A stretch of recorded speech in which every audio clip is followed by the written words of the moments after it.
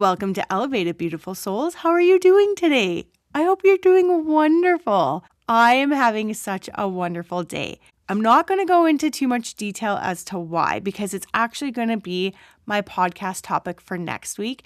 And I debated about, should I do it this week instead? It's new, it's fresh in my mind, I want to talk about it, but I decided we'll do it next week instead. That's all I'm going to say. I was going to say more, but I'm not going to say anymore. You'll have to wait for next week. Maybe I'll tee it up at the very end of this podcast. If you listened to last week's podcast, it was about body code, emotion code, heart code, belief code, and Psych K. And I said that I would tell you how my combo session went with Jocelyn from Edson Emotion Reset. That's what we're going to talk about today. I'm so excited. I had that session on May 13th, and this podcast, when I am recording it, it is the first week of June. I've had 4 other heart code sessions with her, and I even did a group session with her. Like, talk about being obsessed with this new modality, 100%. But the group code session was really good, and it was a combo session where we worked on a topic and a theme that she wanted to work on. And then you sign up based on what theme she wants to work on. So I really love that. It was on success and it was $35. And for me, I'm like, anytime that I can work on Psych K beliefs or on releasing any emotions or body issues or anything, I'm like, let's do it. Let's let the healing happen. I do like group sessions because the power of the group is actually a stronger session. So if you ever get a group Reiki session, you will find that the group session is stronger than even a one-on-one session because you have all the energies of everybody else in that group session that's going to help. I was like, let's try it out. Let's see. And it was really great. And I loved it. And I'm grateful that I did it. Before we get into what my Psych K and the codes combo session actually showed and how it worked, I am going to do a card pull.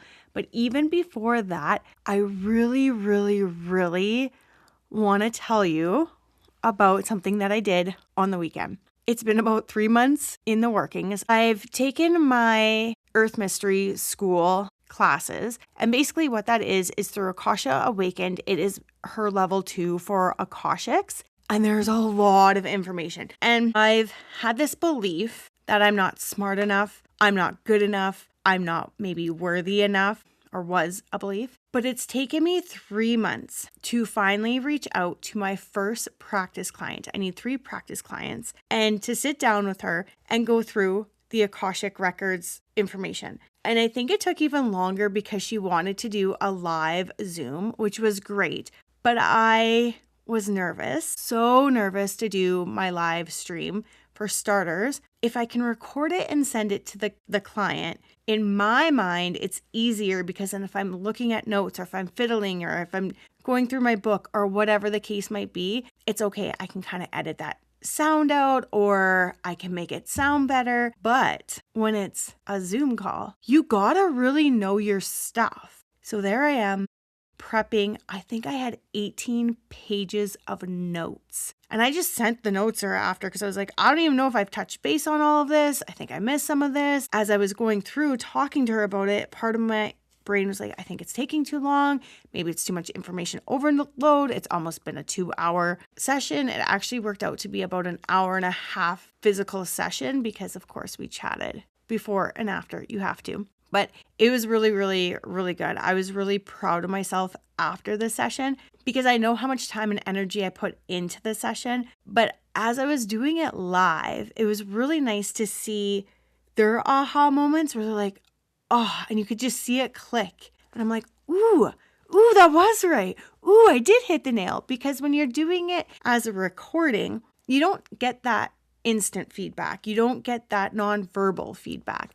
And it was really nice too because my client told me that yes, it was clicking. Yes, it made sense. Yes, this was working. So that part was nice as well. Whereas when, again, you're just recording it, you don't get that feedback. Maybe afterwards you'll have someone that emailed you and said, yes, this clicked for me, blah, blah, blah, which is great. I think there should be both options. Some people may just want a recording, but some people might truly want the one-on-one live Zoom session.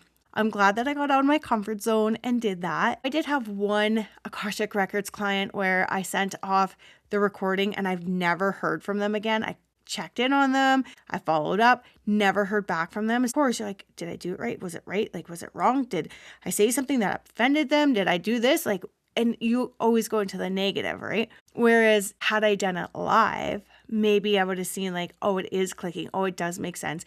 And some of it was very touchy information that was coming through. When I do the Akashics just aren't, you ask 5 questions and I get some answers from your team. I'm going into past lives. I'm going into karmic loops. I'm going into ancestral healing. I'm going into your lesson plan as to why you came here on earth. What does your astrology sign say? What does your chart say? What are you supposed to be sort of learning in this lifetime? What are your hang-ups? What are your challenges? What are your gifts? I'm going into what your star seed is, what your soul chakra gift is. I'm going into a lot of information when I do the Akashic Records. It's not just you're asking 5 questions and you're getting the answers. I can do that, and I have that offering on my website, but majority of the time, what I'm working with the client is more of the in-depth information of our Akashics. We are clearing karmic baggages, and we're finding your limiting beliefs in this lifetime and previous lifetimes and limiting thought patterns. And even with the client that I did on the weekend, there was a part where there was a disruption in the sleep pattern, and that came up in the Akashics, and we were able to clear that. I need to get back to my client and see how that's working. I wanted to give them a few nights to see and then ask them. But yes, it's going into doing that kind of work. We can go into the soul contracts. I have one client for my practice. That's what she wants a lot of, is the soul contracts, which is great. I'm excited to do that. But yes, you can go into the ancestral part of it. You can see sort of where your ancestral line was coming from and what are you here to help heal in your ancestral line. Again, what karma are you here to heal for yourself and as well your ancestral line? Because when you're healing for yourself, you're healing for your line as well. So I was just so grateful to have my client, to get over my nerves, to do it. And I know I talk all the time on my podcast. I have no problem talking. I have radio background. I'm okay with the mic. I'm fine with the camera. But it was that one-on-one. And it was the thought pattern and the belief of, am I good enough? Am I worthy enough? Am I smart enough? It was really, really great. Really, really excited. Now I'm going to work on my second client. So I'm excited about that. Before I go any further, I do want to do a card pull. What do my listeners need to hear when they are listening to this podcast? Thank you. Okay, this one is definitely for me. It's for you as well, but I know I need to hear this. And of course, we were pulling from the Soul Helper Oracle from Christine Ariana Fader. Card number 16. To conform is to die inside. Be brave and be yourself. I get it. I've done a lot of work on myself for probably like 4 years. I feel like it's just been like a shadow work period. And a lot has come. But number one thing is just to learn to believe in myself and to know that there are people out in the world that actually admire what I'm doing, that like me for who I am and not to try and to conform. And when I went to walk on the wild side this year, that was one of my main lessons. Mott, who was my goddess that I got, one of her biggest things is honest speech, ethical action, emotional accountability, balanced boundaries. Like, she is that. She is literally saying, speak your truth. Right there. Speak your truth. Honest speech. Speak your truth. And I listened to my Akashic Records read from last year. It was almost a year ago that I had this read done. And in there as well, I was told, just speak honestly. Speak on the topics that you want to be interested in. Start my podcast, which I did. But then I was always worried about conforming to what mainstream wants to hear or to be digestible and not to fully speak my truth. And I just have to let the words flow, kind of like when I'm journaling, I just have to let them flow. So that's why I think that came up. But let's see what else it says here.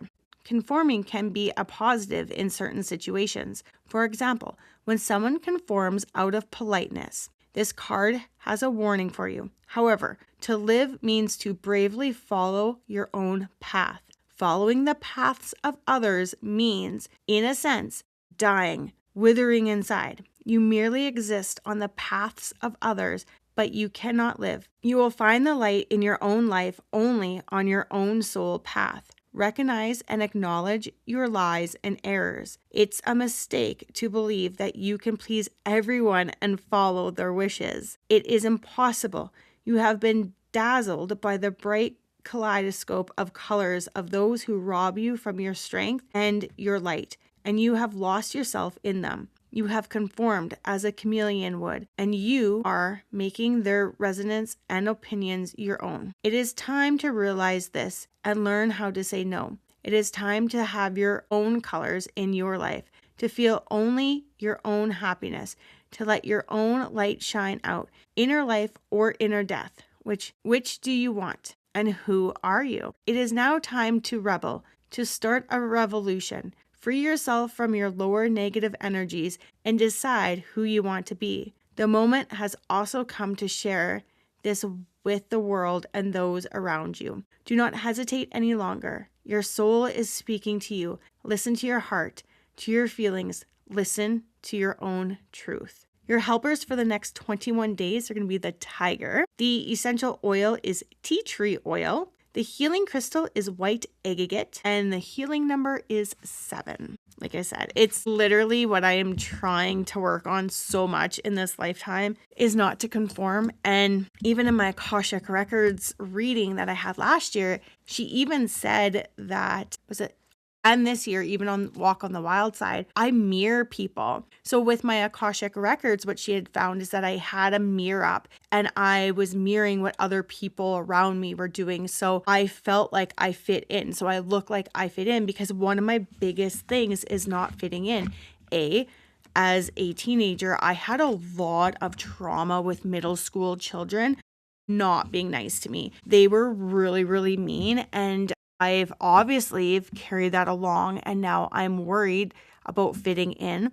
Secondly, the other one was in past lives, I've literally been persecuted for my gifts and my abilities. So I'm scared to show them because what if I get persecuted again, right? So you combine all that, and all of a sudden you're like, whoa, of course, I'm going to mirror what other people are doing because I don't want to stand out in the crowd.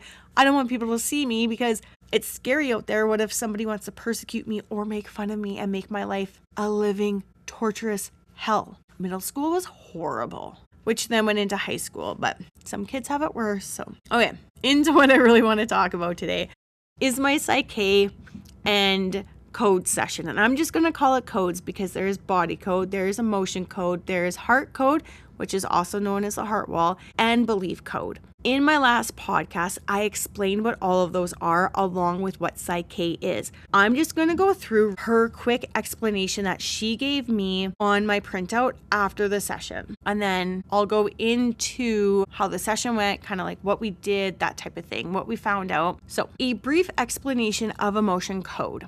Removing trapped emotions is removing negative energy from your body.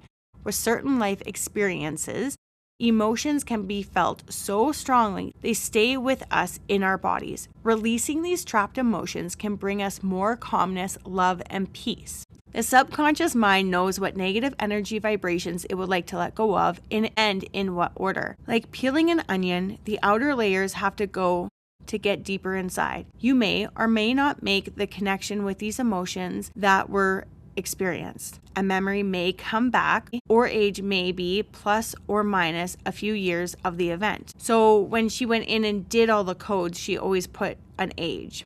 And so that's why she's saying that the age could be plus or minus. Only you would know. Our subconscious mind remembers everything, while our conscious may not make the connection. So then she goes on to say that if you had any sort of feedback during this, just to let her know. So it could be a psychological change, it could be a feeling or an actual physical occurrence within your body as she was going through this. And you may feel tired as your body processes, or you may feel echoes of the emotion. So she has a chart of 60 emotions that she will go through and ask if these are trapped in my body somewhere. She gets direction through muscle testing which one wants to be released first and the age for reference. Then she will release it. They're not in chronological order of my age, but they are in order of which emotion was released first. So I'm just going to go through and read you kind of her little printout that she had for me. So she did the body code, and I don't know too much about it. I haven't studied the body code myself yet, but you can go in there and you can find a lot of different information. So you can find out about pathogens, you can find out about parasites, you can find out about toxins, your immune system, a whole gamut of things. So before the session, I was at 87%. And after the session, I was at 98% for my immune system functioning. Love it. And do you want to know something? I don't know if it was that or what it was, but it's thistle season and I just cut down a ton of thistles. And if you know me, you know I'm severely allergic to thistles. It was Canadian thistles when I had the test done, but thistles in general. I cut down those thistles today with the lawnmower. I'm not even really plugged up, not even noticing it. I'm just saying, maybe there's some truth into this. Percentage of brain messages that are reaching the organs and glands intact, 44%. Ouch. 64 after, so I definitely got to go back, do a body code session because we definitely want to increase that for sure. Of course, we want my brain messages to reach my organs and my glands. Make sure it's all working properly. Percentage of heart messages that are reaching body tissue intact. So this indicates a bit of the heart wall. So it was 16 before the session and 26 after the session. Definitely need to go in and do more of that. And I don't know if that has changed now with all of my heart wall sessions that I've had, because like I said, I've had a total of 4 other heart wall sessions since this. When she goes in and does this, she doesn't get any age under the age of 12 unless you're doing inner child work, which I didn't book in to do inner child work. It's recommended to do the inner child work about after the second session, maybe the third session, to get those deep rooted ones from inner child. But my heart wall, when she went in to look and see how much of a barrier I have on my heart wall, how far out am I blocking people, it was 336 feet is what my heart wall was at. So the emotions that she released from my heart wall was overwhelm, failure, anxiety, helplessness, despair, nervousness, frustration, and worry. The crazy thing is this was my first heart wall session with her. Majority of those I have gathered in the last 2 to 3 years. Like, wow. After the heart wall session, my wall came to 302. We cleared 34 feet off of my heart wall in one session. That was great. She also went in and was able to find out if there was any inherited emotions. I did have one of despair, and then she can go back and find out, is it from the mom side, the dad side, and how many generations ago? And then that was released as well. Inherited emotion of anxiety as well came up. And again, I'm not going to go into like whose side it is and how many generations, because I don't know if you need to know all of that either, but those were my inherited ones. So with an inherited emotion, it's not really your emotion. It is the emotion that has been passed down through different generations in your ancestral line. So it's not necessarily from your mom or your dad, but it's from their line. So it could have been in that case where, say, if it's 4 generations back, it's not my father and it's not his parents and it's not his grandparents, but it would be his great grandparents or aunts, uncles, family members somewhere in that 4th generational line of the great family line, you could say. And then there was the emotional resonance of anxiety and then the emotional resonance of despair. So those were in there as well. So we had to clear those out. When I contacted her, I had quite a specific idea of what I wanted to work on. I knew that she did the heart wall, and I knew that I had a heart wall, and I knew that I needed to work on my heart wall. So I stated that to her.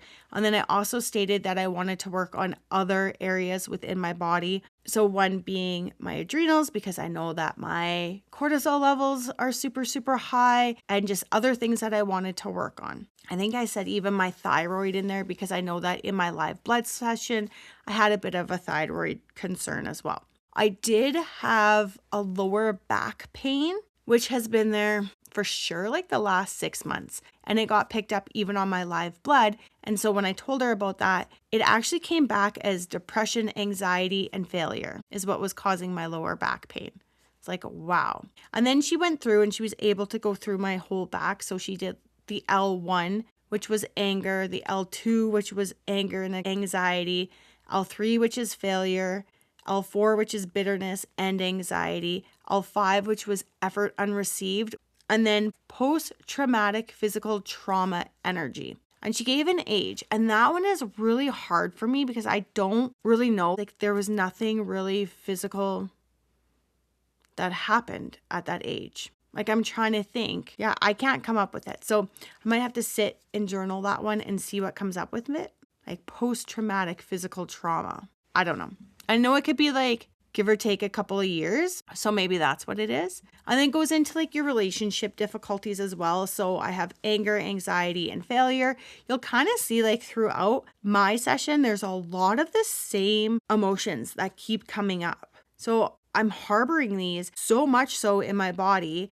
And then I'm like, well, no wonder I'm having a ton of anxiety all the time, or no wonder I'm having a ton of fear about things. There is as well fear and insecurity. I mean, we just talked about me not wanting to go on Zoom because I felt very insecure about it and all the reasons why. I had anger with an idea allergy to being overpowered. And I was like, well, what's an idea allergy? And she said it was the same as basically an allergy. So the idea of being overpowered by somebody, I start to get symptoms and I get angry. When somebody wants to start overpowering me, it comes out as anger. I definitely see that. Definitely. I will say since we've done this clearing, it's been a lot better. I have a lot more patience. I don't get instantly angered. Frustration came up. Difficulty sleeping due to failure, anxiety, and anger. That was really nice to know, which I was like, yeah, actually lately I have had really bad sleeps. And then since she's done this, I've had some of the best sleeps that I've had in such a long time. Stress came up with anxiety, helplessness, and despair. And then my pathogen energies detected. There's an energy of bacteria, an energy of fungus. And I don't know enough about this because, again, this is in the body code part. And I haven't studied the body code part. I'm right now working on the emotion code and the heart code. And once I get those down, which I feel very comfortable with them, then I'm going to start into the body code. Then there's the toxicity energies detected. So that's the cool thing with the body code is you can go in and you can actually detect if there's toxicities in your body. So if you have mold, if you have just anything that would be a toxin, they can find out. And mine is sound toxicity. So to negative words. Heck yes. Heck yes. When someone starts talking negatively, I don't want to hear it. I don't. And I do find that sometimes I get very frustrated, angry, annoyed. And I've lately, when people start talking negatively, and it's just like now that I'm really thinking about this, I tune them out. I go somewhere else in my mind. I don't want to hear it. I just don't want to hear it. I have some unhappy or imbalanced organs or glands. So my vagus nerve for effort unreceived, anxiety and failure, parathyroids, which is bitterness, anxiety, and failure. My hypothalamus, which is anger, anxiety, failure. Are you seeing kind of a pattern? Anger, anxiety, failure. Anger, anxiety, failure. Like, whew, a lot of stuff has happened. Amygdala, which is anxiety, despair, and helplessness. Left lung, which is longing, anxiety, and failure. And sorry, I read through this quickly, but I didn't put a lot of thought into it because I was on the call with her as she was going through.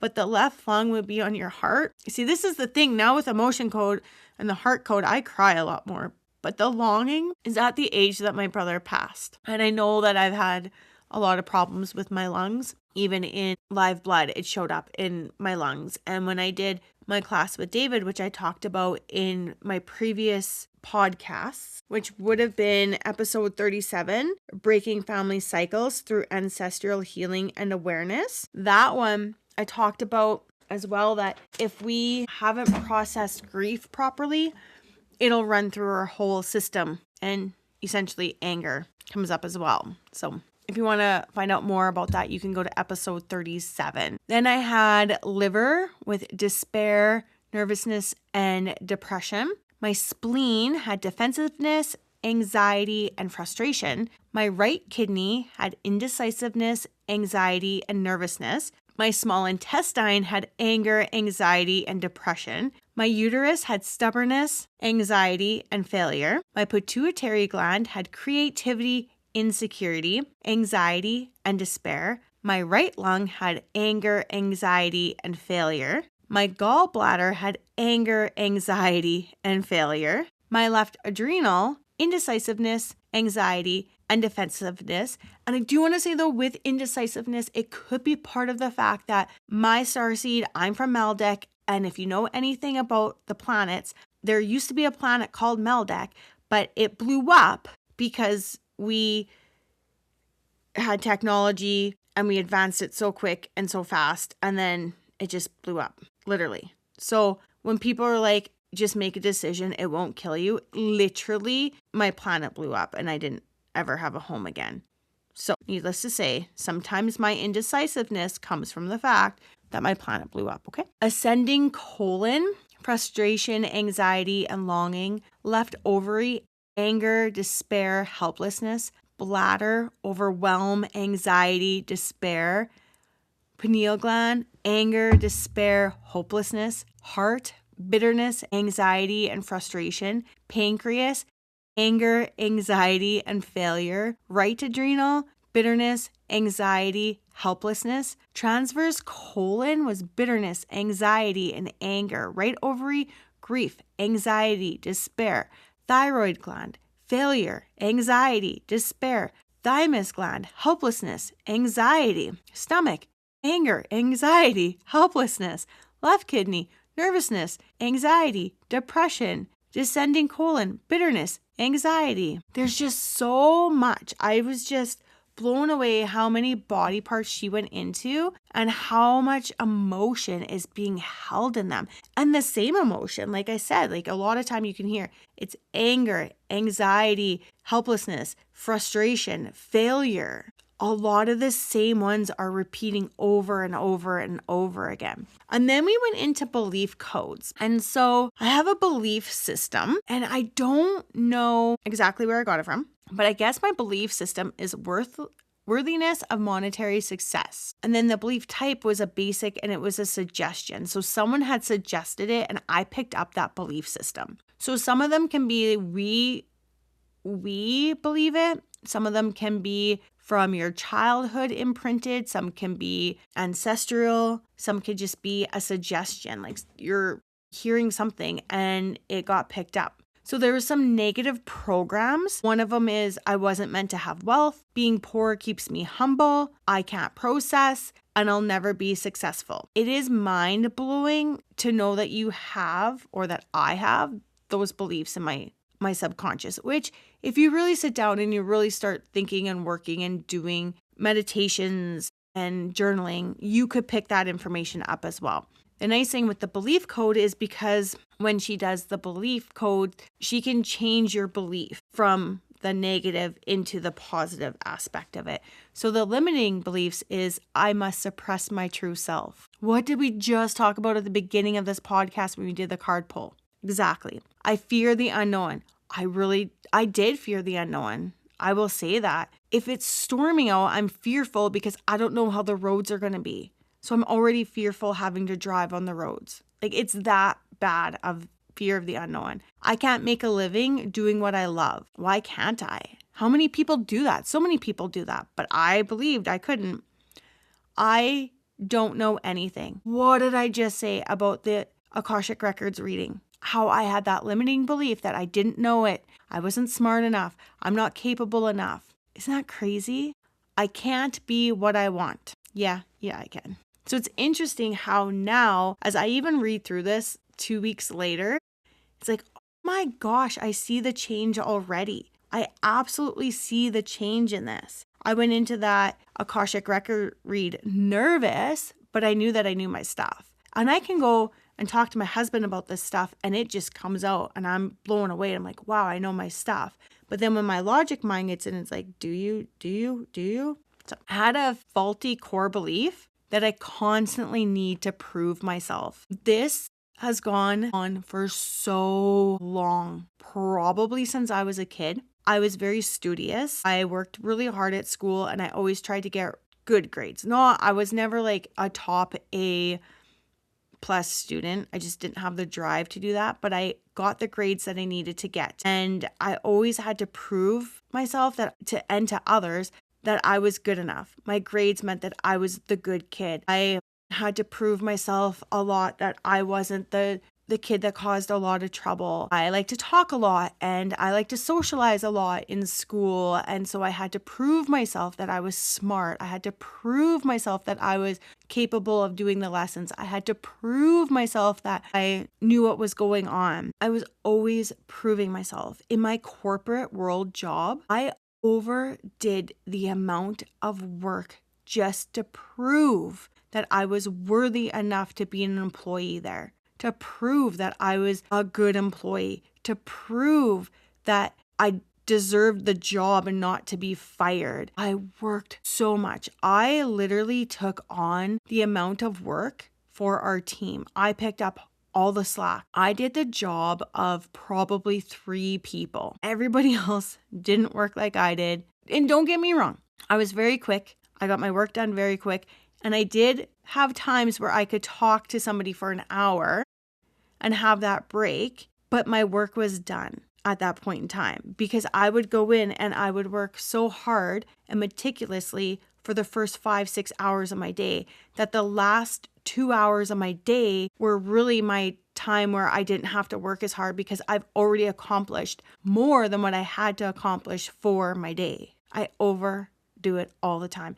Even in being a mother, I had to prove myself that I was a good enough mother. I had to prove that I deserved to have my child. I had to prove that I knew what I was talking about, that I know what I'm doing with my son.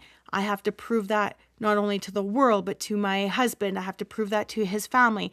With my stepson, I had to prove to everybody around that I was a good stepmom, that my stepson, he was doing good because he was getting good grades and he was a very polite child. Everybody, I had to prove that I was good enough. To his mom, I had to prove that I was good enough. I will never be good enough to his mom. Ever. It doesn't matter. I could be Cinderella. I could be a princess. I could be a multi-millionaire and give him everything that he ever needed, and I would still never be good enough for him. I could give him everything on an emotional level, and I would never be good enough for him in his mother's eyes. Of course not. I'm not his mom. She's always going to be good for him, right? Like that's just in her opinion, in her mind, in her perspective, that's what it's going to be. Even with his grandparents, I was always proving that I was good enough to be with their son, good enough to be a stepmom to their grandson, like constantly proving, constantly. Why? Like it's the amount of times that I can just look and see the exhaustion and the tiredness and the stress and the limiting beliefs that I picked up from it. All the stuff that I got from it. Wow. Insane. Just constantly needing to prove myself. So glad that that core belief is gone. My core identity, everyone else is better than me. Again, that goes into needing to prove myself. Everyone else is better than me. There's better Akashic Records readers out there. There's better Reiki practitioners out there. There's better employees out there. There's better wives out there. There's better stepmoms out there. There's better moms out there. There's better and smarter people. Everyone else is better than me. So glad I got rid of that. Associated energies. So I had anger, anxiety, effort unreceived, nervousness, and failure. So then we went in and we replaced them with some positive statements. I'm not going to say that because those are personal to me, so I'm just going to leave those. But basically what we did is we took my 4 negative programs that I had and we put in 4 positive statements for me. Then we went into the Psych K portion of it. And what happens there is on a scale from 1 to 10, we worked with some affirmations and we went through kind of like, what was it that I wanted to work on? So just a side note, the belief code part of it is the past beliefs that we have, and we're getting rid of those. The Psych K part of it now is, and they're 2 separate modalities. Okay, they work really well together. They really do complement each other. The Psych K works on the present and the future. So changing your beliefs now for the future to help you with the future to create the life that you want to create. So we went through and we wrote down what were my goals? What did I want to work on? And then she's able to go into 500 different affirmations and find which affirmations are some of my weakest affirmations. And then we can work from those affirmations and to create a positive, not just affirmations, but we reconnect the brain. So we're literally taking the right side and the left side and we're connecting them together so that it flows properly versus having a break in between. I'm not going to read what the affirmations were because in this situation, she and I just worked on what affirmations I wanted. But what would happen is we would come up with an affirmation. So say my affirmation is that I want to hit 100,000 followers for my podcast. Say that is one. She would go in and she would muscle test that. And she would be like, okay, that comes up as a 2 to 10. So I believe it literally 20% out of 100. That's obtainable. And then what we're doing after we link my brain, so after we link the right side to the left side and we're linking the neural pathways so that it flows properly. And this is where it got really interesting. There was where you would cross your right hand over your left hand and you would hold, like link your fingers together. And then you would cross your right foot over your left foot. And then she would go through and then all of a sudden you would unlink your hands and your feet and then you would put your fingertips together. And then you would repeat it 3 times out loud. And by repeating it 3 times out loud, you're setting it in your brain. And then it would go from 2 out of 10, it would go to 10 out of 10. So you 100% believe that. And she went through and she did a few of these affirmations for me. And we linked them differently. So it wasn't always left foot over right. It wasn't always, you always had to do your hands and your feet, no matter what.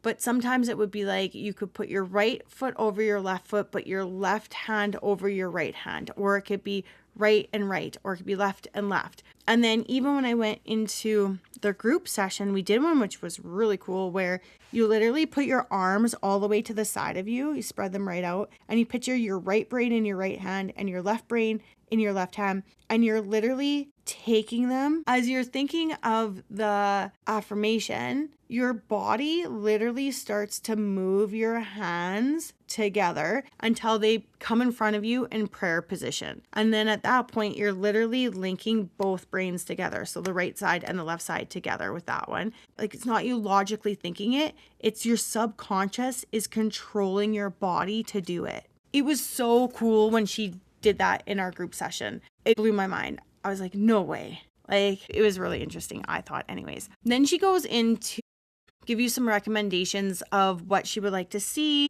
and what you might need afterwards. And one of her recommendations was maybe 8 more heart wall sessions. And those ones are just email sessions. First, she'll go in and she'll tell me where I'm at for my heart wall. And then she'll go in and she'll release the emotions that are stuck in my heart wall. And usually you get 6 to 10 emotions in a session. And then once she's done that, she obviously puts the ages that they affect you. It could be more than one age. It could be like 2 or 3 ages, maybe even 4 ages in there. Anywhere from 12 to your current age, she'll put in there. And she emails you the information. And it's interesting because I'll even just go through my heart wall and I'm not going to break it down like I did this last one.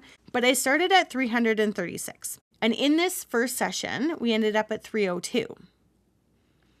Then 2 days later, I had another heart wall session. So we started at 302 and we ended at 270. Now this is feet out from me, right? Then 3 days later, I had another one and it was 270 that we started at and I ended up with 238. So each time I'm essentially losing about 32 feet off of my heart wall. So then 3 days later, we did another session and it was at 238 and I went down to 206. And then my last one, we had 10 days in between because she was on holidays. And I really thought with the 10-day break, I was going to end up with this massive, bigger heart wall clearing because they weren't so close together, because I was putting my heart walls really close together to try and get through this. Because I know that by getting through the heart wall, it's going to free up a lot of stuff. It frees up my creativity and I can start being creative again.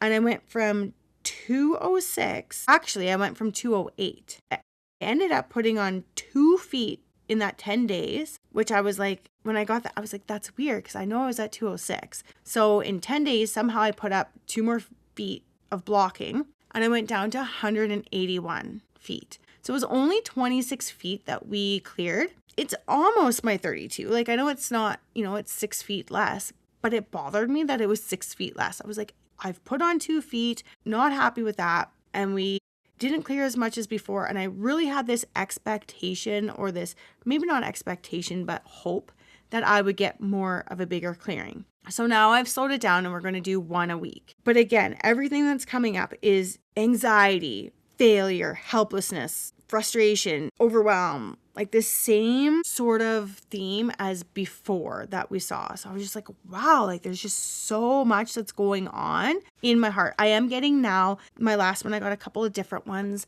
than before. It was just really crazy what I noticed. I can do heart wall on myself now and on other people. So yes, I'm going to her once a week, but I'm going to clear my heart wall after I'm done recording this tonight. I want to see what the change is when she goes in and reads me next week. I just think it would be interesting. Now I'm just playing a game. Now I'm like, how big can we do this? With all my belief code and my emotion code, heart wall, body code, what have I noticed? My lower left back pain is not there. Hasn't been there since the middle of May. Not one time have I had my lower left back pain. I was like, wow, this is awesome. Not gonna lie. I'm loving it. And not that it was like painful that it stopped me from doing things. It was just that you'd wake up and be like, oh, my back's hurting. Or sometimes during the day, I'd be like stretching funny because my back was hurting in some sort of way. Like it wasn't painful, but it was just sort of always kind of there. And I sometimes just noticed it being there. And now it's not there. I have noticed my anxiety isn't as much. My sound toxicity might not be. No, I still block out negative words, definitely. My beliefs have been worked on. Like I definitely see things differently. Like on this podcast, I'm just talking. I'm not worried about what I'm saying. I'm not, nothing. It's just coming out. And I'm not second guessing myself, which I absolutely love. I now believe that I can do things. I now believe that I am capable of all that. I don't have to prove myself to anyone anymore. I don't really care what other people think anymore. So that is really nice. So that's been a shift for me. The other shift that I've noticed with my heart wall is I'm more emotional. Like I will say that I actually feel things now. And I had said this to my husband, I don't know, a couple months ago, where I was like, I remember when I was a kid and I had a lot of empathy for people. And I had this friend, his name was Walter. I was in kindergarten and I didn't understand a lot back then. Maybe I was really naive, or maybe I just was really innocent, and he had a bit of a learning disability. I don't know anything more than that. Even to this day, I don't know much more than that. But I always felt for him. My heart just broke for him, if you will. And I would meet up with him around my place and we would walk to school together. He lived a little further than me, so I would always make sure that I could walk with him, and we would walk up to a certain point at the end of the day. He would walk the rest of the way by himself, and after lunch we would meet up and I would walk back with him. And he had to go to a different school. I believe it was in grade 1. He went to a different school to help him with his learning disability or whatever the case might have been. And I just remember at the age of 5 how I didn't care what other kids said. I didn't care what other kids did. I was his friend because my heart felt like he just needed a friend. And I had empathy for him. And I didn't understand that at 5. Like, you don't. And I remember when I was talking to my husband, I said, I don't know where that person went. said, I don't know where that person with that big heart went, because it's been years since I've had a big heart. Definitely, I will say I've blocked my heart. I know from when my brother passed and when my Reiki master passed, those were two major events in my life. And I've definitely blocked my heart from that. But even before that, I started blocking my heart, and I could look at it. Maybe it was, in grade 2 when the girls would be like, oh, I can't be friends with you today because Shanda doesn't like you because you did this one thing, but I'm going to pretend not to be your friend, but behind her back, we can hang out and be friends. So then you'd go to school and you'd be left out all day and you wouldn't be able to hang out with your friend group because so-and-so didn't like you. And don't get me wrong, I did the same thing. Next week it was, Bobby Joe was on the chopping block right then and there. And it's like, well, we can't be friends with you in front of Shanda because Shanda doesn't like you. Like, whoever made Shanda like the person to follow, I don't know, but we did. And I think this went on for sure a year, if not 2 years. My really good friend from childhood, I would call her my best friend. She literally lives across the lake from me. We still connect. She's still like a person that I know if I needed anything in life, I could go to her. Never judged her ever in my entire life. Like, I love her just dearly. I truly, honestly do. Like, I sit back and I was like, this is the games that we were playing. I get it. We were 7. Okay, it's going to happen. But still, did that potentially block my heart? Then the other one is, it was grade 4, a month left before the end of school, or 6 weeks before the end of school, we had moved. And I was staying at her mom and dad's in the morning and after school. My brother and I were going there because we had moved out of the city, but we were still going to attend school for the last month where we had gone previously, instead of having to be uprooted and into a new school a month before the end of the year and have to instantly make friends. So love that decision. It was great. The hardest part was she was friends with a girl who I had a locker with the year before, and she didn't like me because I was messy. And I will give it to her. I get it. I did have the cattail in the locker and it blew up. Okay. Like, I understand. I was very bad about keeping my things at that age tidy. I do give it to her, but she didn't like me. And so my friend would walk with her for a week and then with me for a week. Really sweet, really kind, or one day then the other day, something like that. However she worked it. She did a very good job, and I truly appreciate her. But I remember the days that she would walk with the other girl, my heart just broke. And I always felt a little bit insecure after grade 4 because my friend had a totally different friend group, and it was usually the girls that didn't really like me, and I wanted them to like me, and they were usually very nice because when I did come to the city and my friend was doing city girl stuff with her friends, I could be included, but I always just felt awkward. I always felt like I just didn't belong. I was this country girl that just didn't fit in with the city girl life anymore. I know all these girls. I went to school with all these girls since kindergarten. Like, it's not like we didn't know each other. And I mean, I'm talking like grade 8, 9, 10, that type of thing. And even now, if I see them, I'm just like, do they like me? That's literally almost 40 years ago. It's like 35 for sure. Like, really? Who cares? I've noticed I just feel more. My empathy for people is back. I had empathy for my son. Like, I could look at him and I could be like, oh, okay, that wasn't so great. And you could just see like his little body, whatever the situation might be. If I would have caused something, if his friend group would have caused something, if, his dad would have caused something, or just whatever the case might be, you could just see like his little body. And I'm like, oh, and it would break my heart. Like, that I have empathy for. But for other people, like if my husband got sick, I'm like, deal with it. You're a grown ass adult, deal with it. Like I just had like such a different idea about things. And now I see my empathy is coming back. And not even just my empathy, but I'm talking to people. I'm going out, and if I'm shopping now, instead of avoiding eye contact with somebody that I know and try to be like, oh, I hope they don't see me. I hope they don't see me. I'm like, hey, how's it going? And I'm starting the conversation now. Or just random strangers I'm having conversations with. We are very blessed to get to walk our friend's dog. And he has this beautiful St. Bernard that's like 200 pounds.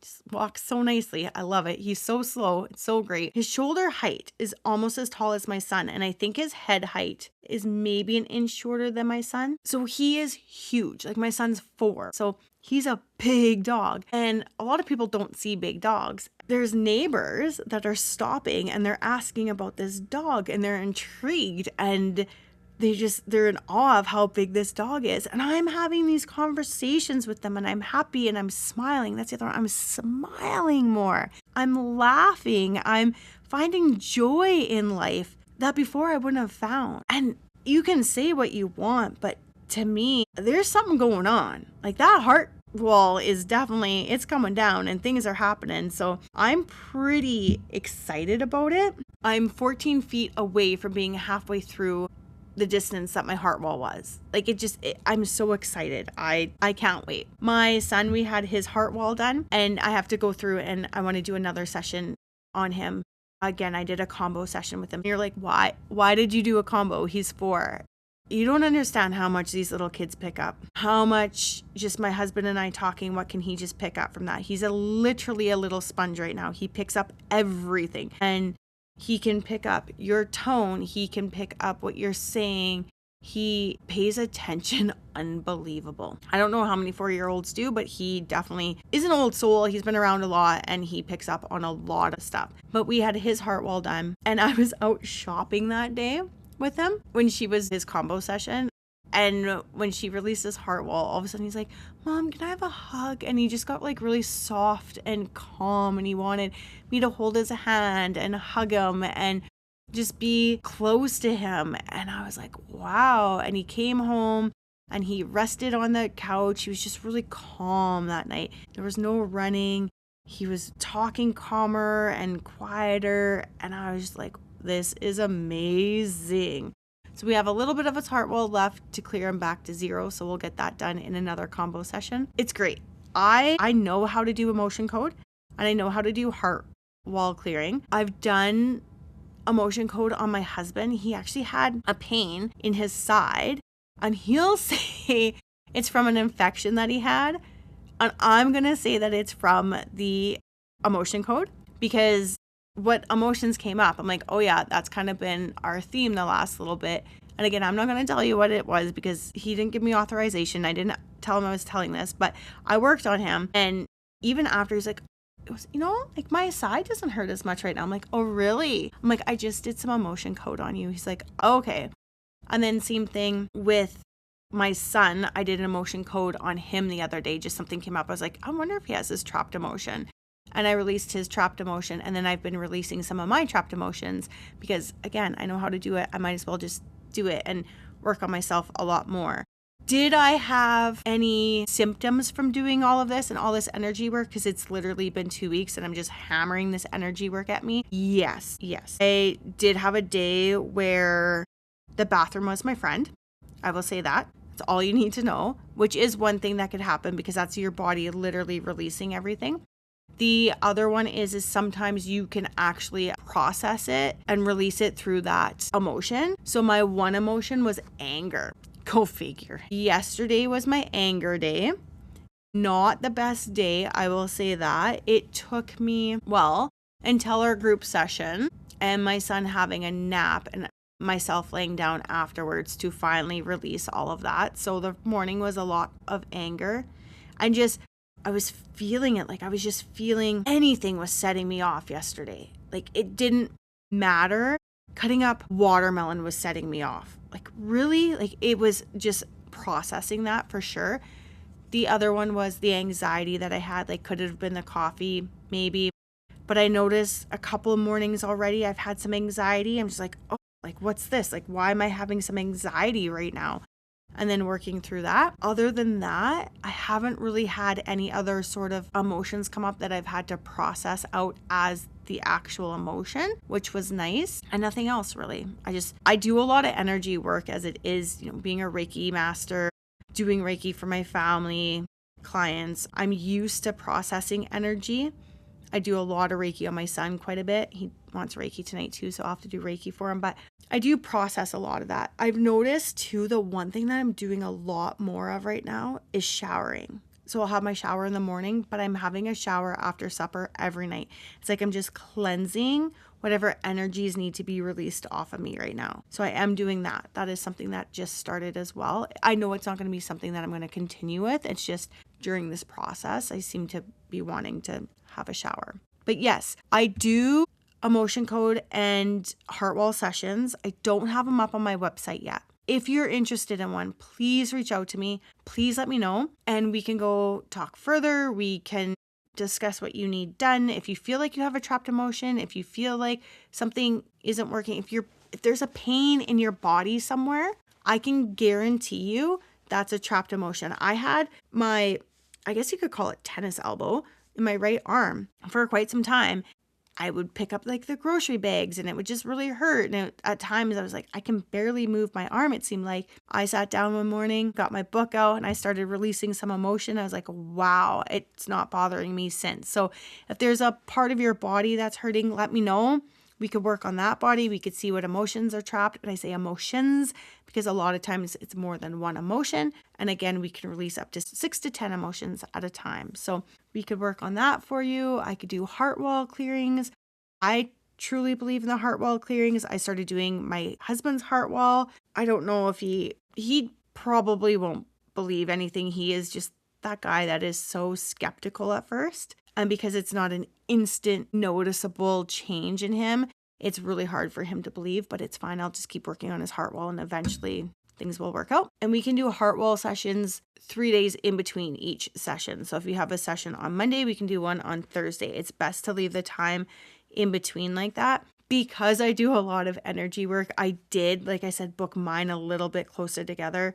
I did the 13th, then the 15th, then the 18th. Like that's not really 3 days in between. That's not a lot of time. And I did notice that when finally I had my 10 days off, that's when a lot of it started processing out. And that's why I ended up in the bathroom for the day. But hey, all is good.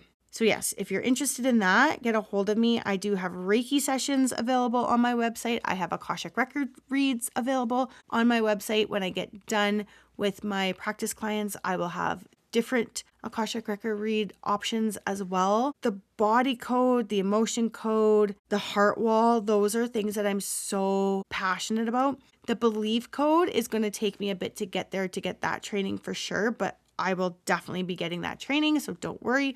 Like I said, right now I'm working on emotion and heart, and then I'm going to go into body code. So it's a process. You can't do everything all in one day. But right now, like I said, I'm offering body and heart code as well. They're just not up on my website, but I will get those up.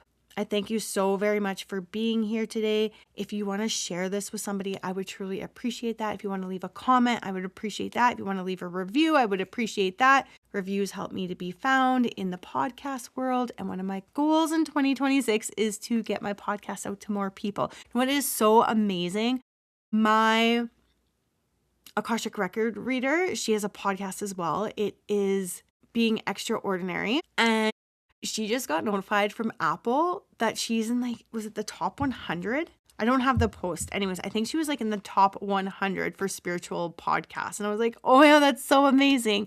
So super excited for her. It is possible these podcasts can make it. So yeah, just like I said, always, share, subscribe. That's a huge one as well. You subscribe, automatically it gets downloaded for you and you don't have to try and find it all the time. So I just appreciate all the love that you give me. I thank you for being here. I thank you for listening.